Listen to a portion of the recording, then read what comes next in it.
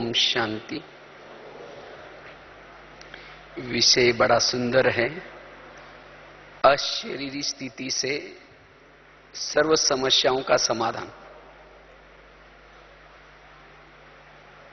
अभी सभी ने बाबा की मुरली सुनी होंगी पिछली। बाबा ने संतुष्टता की मुरली चलाई और लास्ट में मुरली पूरा करने से पूर्व बाबा ने कहा कि बच्चे अब थोड़ी अशरीरी स्थिति की ड्रिल करो। कुछ भी करके समय निकाल करके ये ड्रिल जरूर करनी है, क्योंकि बाबा ने कहा कि आगे समय ऐसा आएगा, उस समय आप समय निकाल नहीं पाओगे। तो अब से ही ये ड्रिल पक्का करनी है।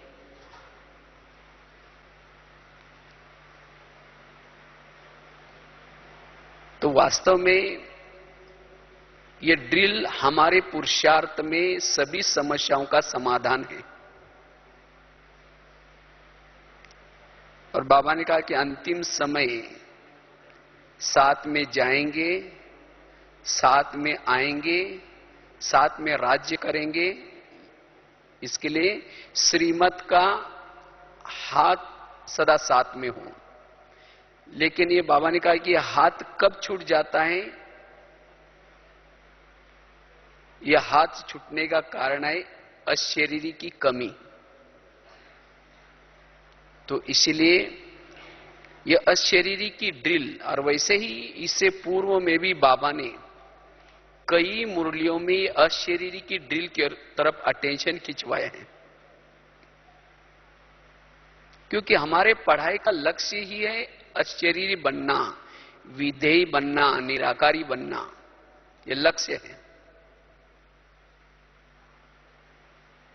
बाबा ने इससे पूर्व भी कई मुरलियों में 10-10 मिनट हर घंटे में ड्रिल करने के लिए कही थी। एक सेकंड के लिए भी बाबा ने कहा कि बीच बीच में अभ्यास करो।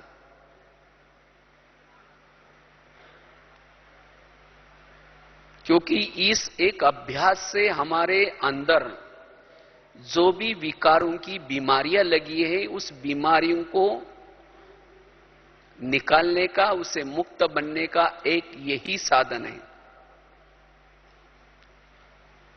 इसलिए हमें ये ड्रिल करनी है। इससे हमारा मन बिजी रहता है। हम कर्मयोगी बन सकते हैं।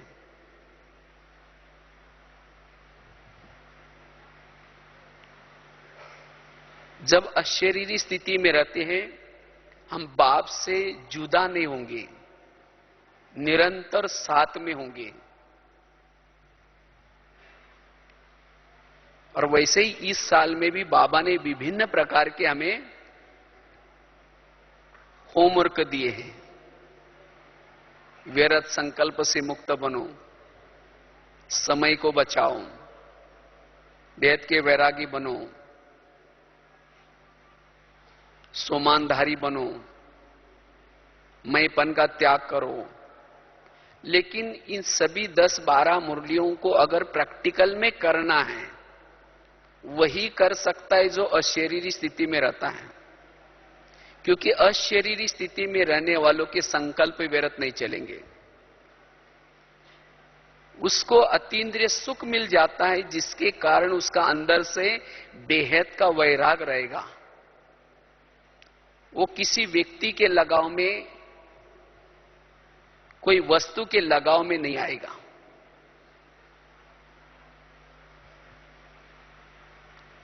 इतना ही नहीं, वो सोमान में सहज टिक सकता है, ईश्वरीय नशे में रह सकता है, सोमानधारी बन सकता है। कौन? अशरीरी वाला। अशरीरी रहने वाला, उसको मैंपन का भान नहीं होगा, मैं आत्मा का भान रहेगा। बाबा ने आज कहा ना, एक होता है मैं उड़ाने वाला, दूसरा है गिराने वाला। लेकिन जो अशरीरी स्थिति में रहता है, वो मैंपन से मुक्त रहेगा। इसलिए इस सीजन की भी मुरलियों को प्रैक्टिकल में लाने के लिए अशरीरी की स्थिति जरूरी है। इसलिए यही हमारा अभ्यास, क्योंकि इससे अनेक प्रकार की समस्या का हम समाधान कर सकते हैं। हमारे ब्राह्मण जीवन में, साधना के जीवन में विभिन्न प्रकार की समस्या हैं और उसके कारण समय चला जाता है। क्या क्यों करते हैं, ये क्यों हुआ, किस लिए हुआ, संकल्प व्यर्थ चलते हैं। तो क्या क्या समस्या है? कईयों की समस्या होती है, मैं तो योग भी करता हूं, अमृत वेला भी करता हूं, मुरली भी सुनता हूं, लेकिन पता नहीं मेरे अंदर का जो संस्कार है वो कड़ा संस्कार, मैं चाहता हूं उसको बदले लेकिन नहीं बदलता। वो बार बार मेरे जीवन में आता है और इसीलिए वो आत्मा संतुष्ट नहीं है, क्योंकि वो संस्कार के वश होने से विकर्म हो जाते हैं, समय बर्बाद जाता है। तो इसका क्या कारण है? वो संस्कार अभी तक नहीं मिटा, वो बीच बीच में इमर्ज हो जाता है। क्यों हो जाता है? उसका कारण है अशरीरी स्थिति की कमी। जिस समय हम अशरीरी स्थिति में रहते हैं वो संस्कार मर्ज रूप में रहता है, वो संस्कार एक्टिविटी में नहीं आता। लेकिन कुछ कारणे अकरणे हम क्या होते हैं, देह भान में आ जाते हैं। बाबा ने आज कहा ना, देह भान माया के फंदे में फंसाता है। इसलिए मेरे अंदर के संस्कार मेरे एक्टिविटी में न आए, जो कड़ा संस्कार वो सदा ही दबा रहे, उसके लिए एक यही उसका इलाज है, उसका साधन है अशरीरी स्थिति। क्योंकि जब हम अशरीरी स्थिति में रहते हैं हमें अति इंद्रिय सुख मिल जाता है, और जिसको ये अतीन्द्रिय सुख मिल जाता है, आत्मा उस संस्कार के वश होकर के क्षणिक सुख के पीछे नहीं जाती। उस संस्कार से वैराग आ जाता है, उस विकार से वैराग आ जाता है। क्योंकि अशरीरी स्थिति से आत्मा स्वयं को शक्तिशाली महसूस करती है। इसलिए अगर उस कड़े संस्कार की समस्या अगर किसके जीवन में है, इसका मतलब अशरीरी स्थिति के अभ्यास की कमी है। अगर वो आत्मा अशरीरी स्थिति के अंदर जाएगी, उसका अभ्यास करेगी, ऑटोमेटिकली वो इस समस्या से मुक्त हो सकती है। कईयों की समस्या है, कोई हमारा अपमान करता है, कोई हमारी निंदा करता है, कभी हमारी पराजय होती है। ऐसे समय पर हमारे संकल्प चलते हैं, ये क्यों करता है, इन्होंने मेरे साथ ऐसा क्यों किया। तो वास्तव में ये मान, अपमान, निंदा, स्तुति, ये उस आत्मा को फील हो जाते हैं जो देह अभिमान में है, देह भान में है। क्योंकि जो अशरीरी स्थिति में रहता है वो मान, अपमान, निंदा, स्तुति से परे रहता है।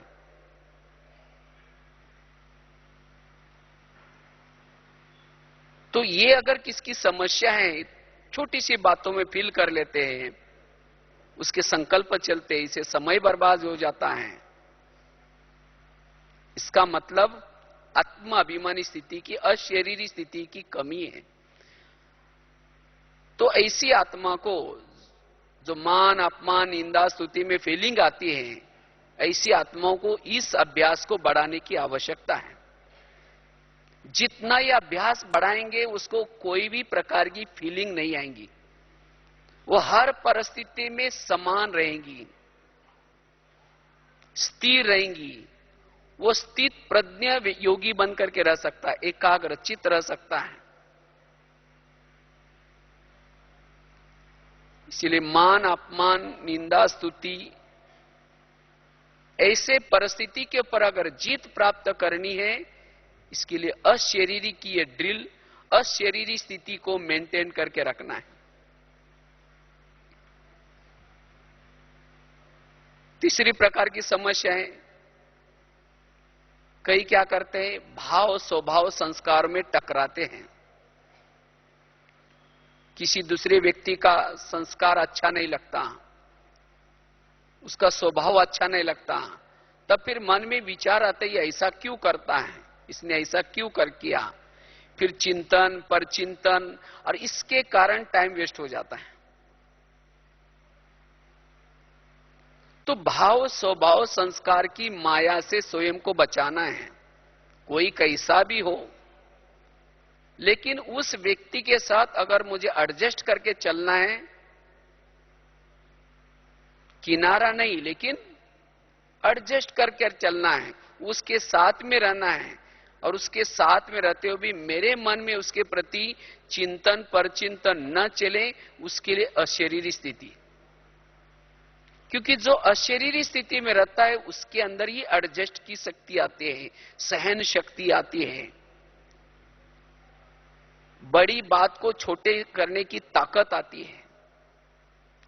वो इन बातों में नहीं जाएगा ये ऐसा क्यों करता है, ऐसा क्यों करता है। इसीलिए भाव स्वभाव संस्कार की माया से बचने के लिए भी ये अशरीरी स्थिति का अभ्यास, इसकी ड्रिल हमें क्या करना है, करनी है। अगर ये अभ्यास हमारा मजबूत है, पक्का है, तो ऐसे परिस्थिति से हम, ऐसी समस्या से भी बच सकते हैं और अपने समय को बचा सकते हैं, संकल्पों को बचा सकते हैं और अपने पुरुषार्थ की गति को तीव्र कर सकते हैं। इसलिए कोई कैसे भी भाव स्वभाव के व्यक्ति के साथ रहते हुए भी हमारा पुरुषार्थ ठीक चले, उसके लिए अशरीरी स्थिति की ड्रिल। चौथी प्रकार की समस्या है, कईयों को देह का आकर्षण हो जाता है। योग लगा रहे, मुरली सुन रहे, लेकिन कभी कभी देह के आकर्षण में आ जाते हैं, और जब देह के आकर्षण में आ जाते हैं, बुद्धि में वही विजन बन जाता है, मन भी वही लग जाता है, मन बुद्धि वही लगते हैं, जिसके कारण योग का अभ्यास, ज्ञान का मनन चिंतन नहीं चलता। तो देह का आकर्षण कब होता है, जब अशरीरी स्थिति की कमी है। जो अशरीरी स्थिति में रहता है उसको कभी भी देह का आकर्षण नहीं होगा। वो जब भी देह को देखेगा उसको आत्मा दिखाई पड़ेगा। जैसे हम दर्पण में देखते हैं तो दर्पण में क्या दिखाई पड़ता है, अपना शरीर दिखाई पड़ता है। इसी तरह शरीर भी एक दर्पण है। अगर हम अशरीरी हैं तो सामने भी क्या दिखाई पड़ेगा, अशरीरी आत्मा दिखाई पड़ेगी। और जो आत्मा को देखता है वो कभी भी आकर्षण में नहीं आ सकता। इसलिए शरीर के आकर्षण की समस्या से अगर मुक्त बनना है, इसलिए इस अभ्यास को हमें बढ़ाने की आवश्यकता है। जितना अशरीरी का अभ्यास करेंगे तो उतना इस समस्या से मुक्त होकर के हम अपने समय को बचा सकते हैं, संकल्पों को बचा सकते हैं।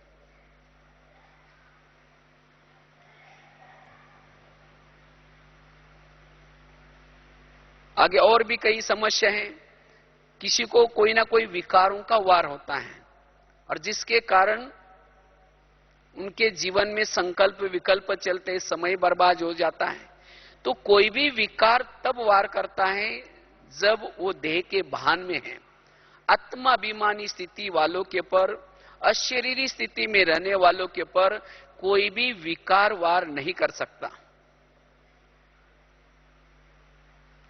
इसलिए बाबा भी इसे साकार मुरली में भी, हर मुरली में बाबा अटेंशन खिंचवाते, बच्चे अशरीरी बनो, आत्माभिमानी बनो। जैसे जिस घर में लाइट है वहां कोई भी भूत नहीं आता, इसी तरह जिस शरीर भी घर में आत्मा की लाइट है वहां विकार का भूत नहीं आ सकता। इसीलिए अगर विकार के फंदे से बचना है तो इस अशरीरी स्थिति को हमें बढ़ाना है।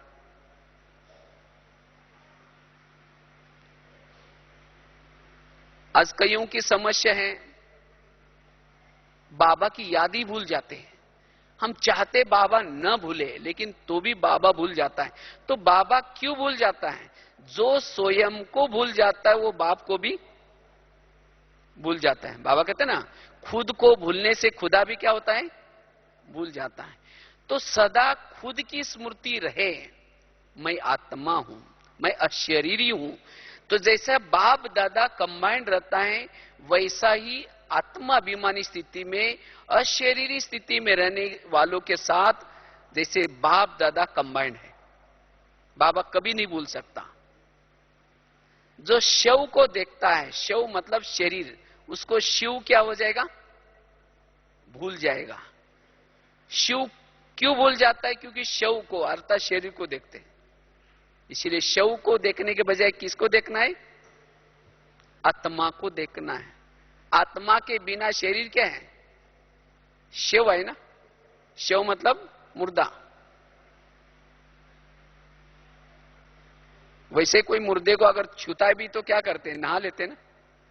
लेकिन हम अगर सारा दिन शरीर के भान में होंगे, जैसे बाबा कहते हैं अगर शाम को देखेंगे तो क्या हो जाएगा? सांप तो काटेगा ना। तो इसी तरह सांप को देखने के बजाय किसको देखना है? मनी को देखना, आत्मा को देखना है। इसलिए अशरीरी स्थिति में रहने वाला वो बाबा की याद उसको सहज आ सकती है। इसलिए अगर ये हमारी कोई समस्या है, बाबा भूल जाता है, इसका कारण है मैं स्वयं को भूल जाता हूं। इसीलिए स्वयं की बार बार स्मृति से हम निरंतर योगी बन सकते हैं, निरंतर बाबा की याद को बना करके रख सकते हैं। आज किसी को कोई चीज का बंधन है, अगर कोई भी चीज का बंधन है, चाहे कोई आदतों का बंधन, चाहे कोई बुराई का बंधन, अगर कोई बंधन है, बंधन उसको अनुभव होता है जो देह भान में है। तो इसलिए अगर हम जितना देहाभिमानी बनेंगे, अशरीरी बनेंगे, उतना वो आत्मा स्वयं को स्वतंत्र महसूस करेगी। मुझे कोई बंधन नहीं। इसीलिए वास्तव में जीवन की जितनी भी समस्या है, उन सभी समस्या का कारण है देह भान, और उसका निवारण है अशरीरी स्थिति, आत्मभान की स्थिति। इसीलिए हमारा यही लक्ष्य है, अशरीरी बनना, विधेयी बनना।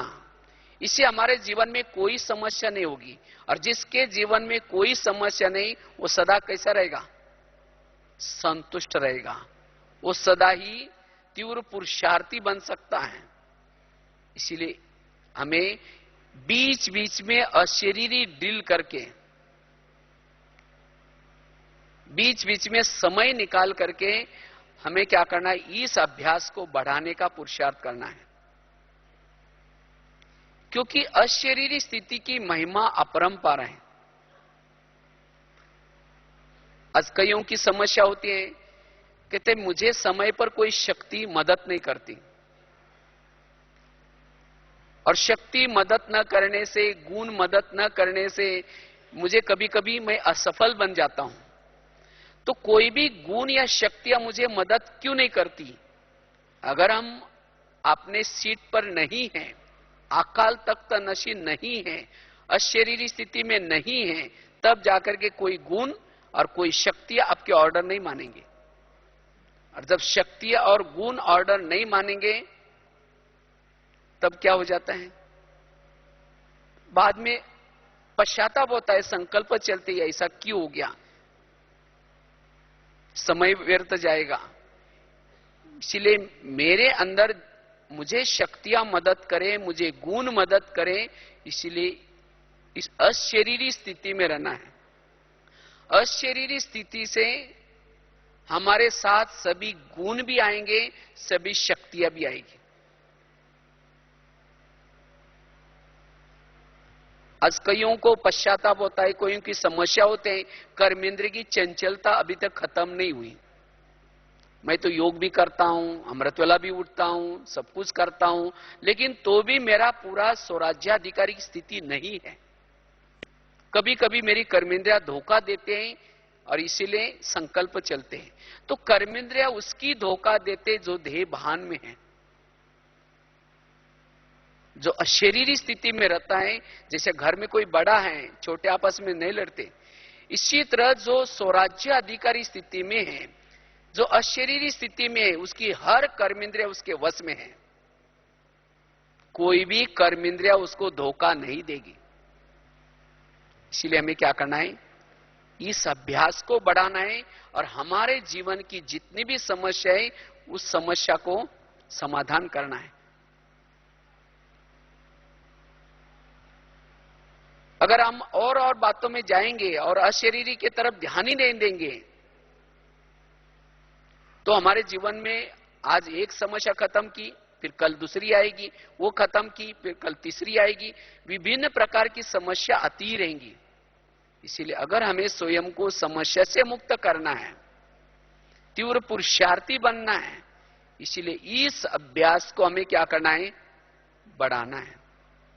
इस एक अभ्यास से ही हम सभी समस्या से मुक्त बन सकेंगे। ये पहला लेसन, यही हमारा अंत का लेसन है।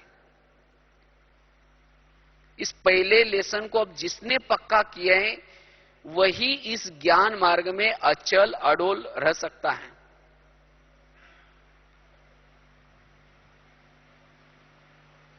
और जो अशरीरी का अनुभव करेगा उसको किसी को कुछ पूछने की आवश्यकता ही नहीं पड़ेगी कि मुझे ऐसे समस्या ये है, बाबा ने तो समाधान बताया है।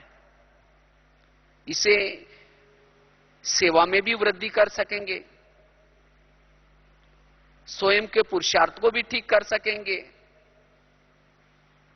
जीवन की सभी समस्या को हल करने का यही साधन है।